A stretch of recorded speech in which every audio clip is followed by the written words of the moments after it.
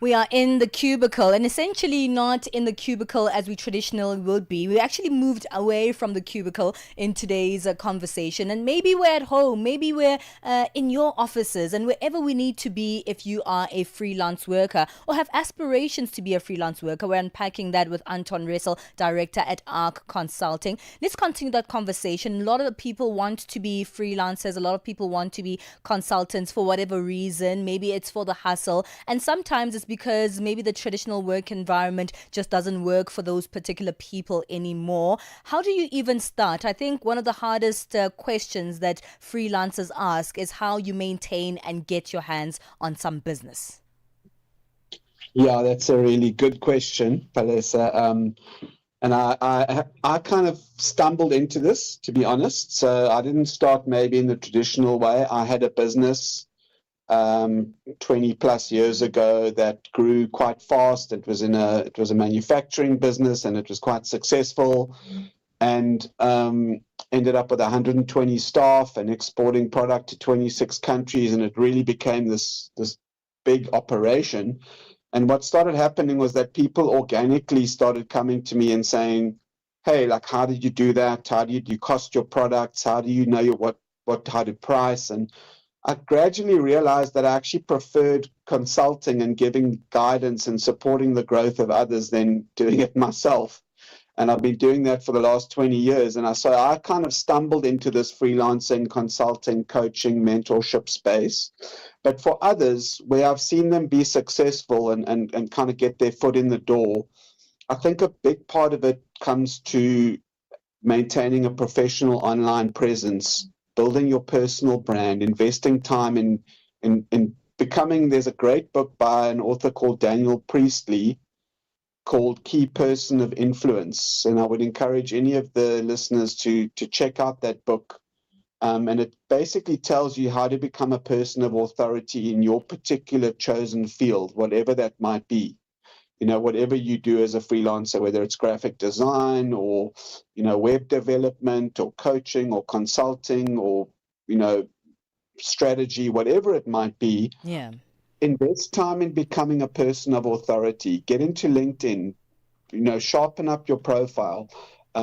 Get into the important conversations in your industry that people are having. Attend industry events and networking. Promote yourself and build your personal brand.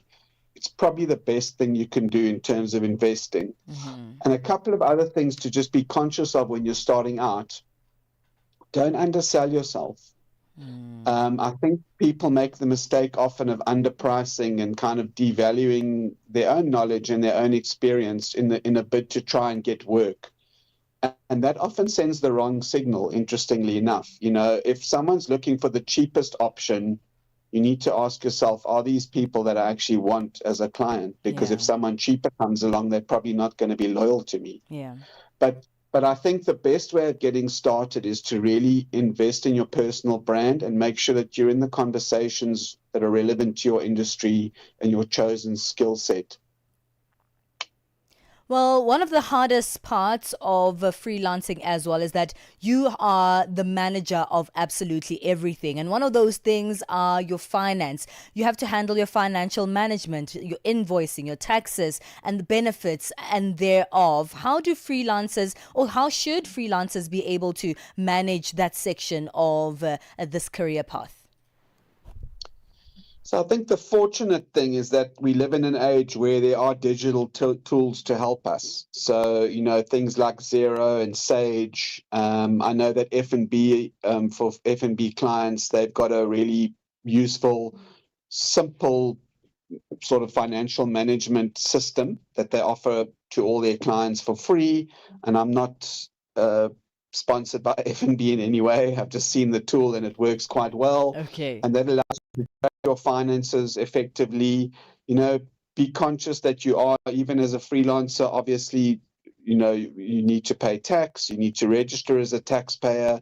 The difference being that you manage your own affairs, so you will often pay provisional tax. My advice would be get a good accountant who understands your industry, who understands your business model, and is able to not just keep you up to date, but also make sure that you are getting, the best advice set aside around about 25 to 30% of your income for SARS, for those emergencies that you might have to settle at some point. But just effective financial management. It's boring for most of us. It's never sexy.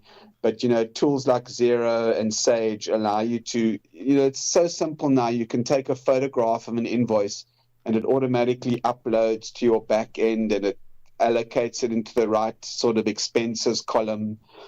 So I suppose my short advice would be get a system that helps you manage your finances, take it seriously, do it properly, and get a good accountant that can help you with your annual financial statements and your tax returns. Yeah. Let's wrap it up with this one, because prioritizing projects is something that you spoke about earlier on, with the theme of you saying that at the beginning of this whole freelancing thing, you took on too many projects and you couldn't deliver on all of them at the same time. And you also spoke about the fact that, freelancing is a thing that allows you the leisure of choosing the projects that you feel you want to be aligned with. What ethic do you use to actually decide what you're going to do, and why do you select certain projects? So that's a great question, Benjamin. I think for me, I'm fortunate in that I've been doing this long enough to have built up a good network of clients. So I am able to, I wouldn't say be choosy, because we've all got bills to pay. I've got 3 kids who need to be educated.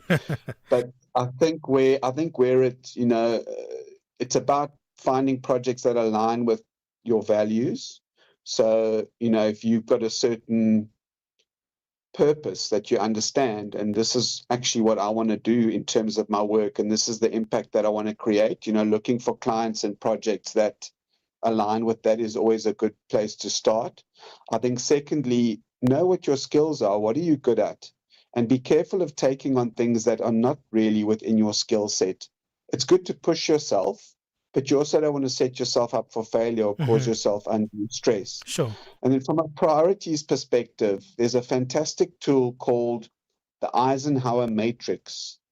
You can Google it, and there's a little YouTube clip that's about 2 minutes long, and it comes with a template.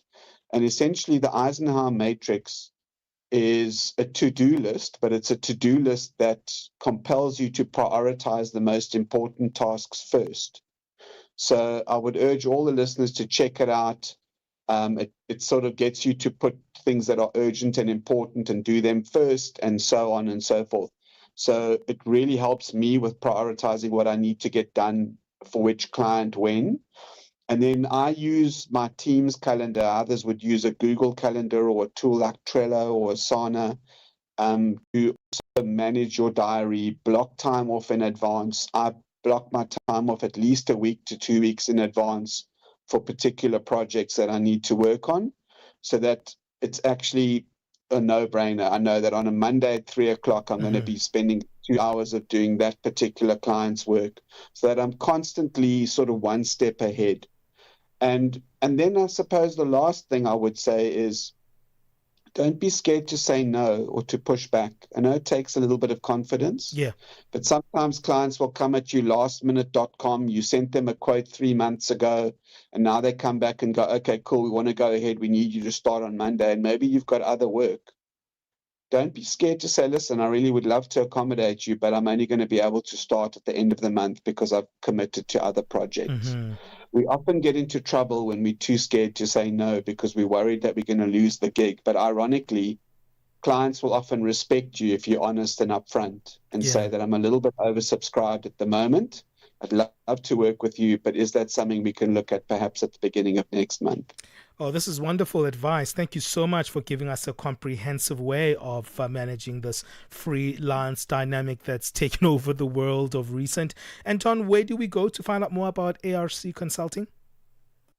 So check me out on LinkedIn. I'd love guys to connect with me on LinkedIn. It's Anton Ressel. It's Ressel. And I do also have an ARC Consulting SA page that sort of talks a little bit about my products and services. Or people can pop me an email on antonressel@gmail.com. It's one word, my full name, @gmail.com. Well, thank you so much, Anton. It's been a very helpful one. I think Palesa and I are getting some takeaways here.